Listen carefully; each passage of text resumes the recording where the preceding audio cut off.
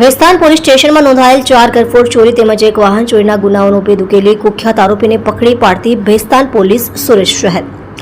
police commissioner સાહેબ શ્રી સુરત શહેર તથા અધિક પોલીસ કમિશનર સેક્ટર 2 સાહેબ શ્રી તથા નાયબ પોલીસ કમિશનર સાહેબ શ્રી ઝોન 6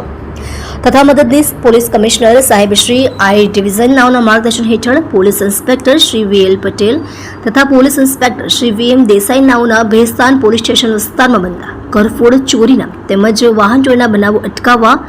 અને શોધી કાઢવા માટે સૂચના અને માર્ગદર્શન આપતા જે આધારે surveillance police sub inspector ST Chauhan નાઓના નેતૃત્વ હેઠળ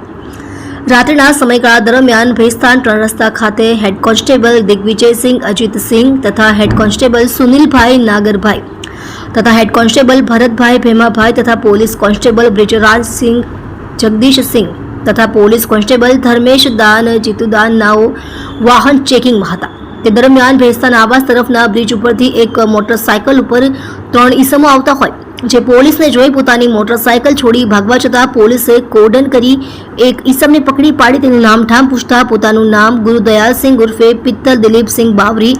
ઉંમર વર્ષ 26 રહે રૂમ નંબર 1-2 ભેસ્તાન આવાસ ડિંડોલી સુરત શહેર મૂળ રહે સાબુગઢ આવાસ ન્યૂ સરકારી આવાસ પાંજરાની સામે ભરૂચના હોવાનું જણાવતા હોય જેને ભેસ્તાન પોલીસ સ્ટેશન લાવી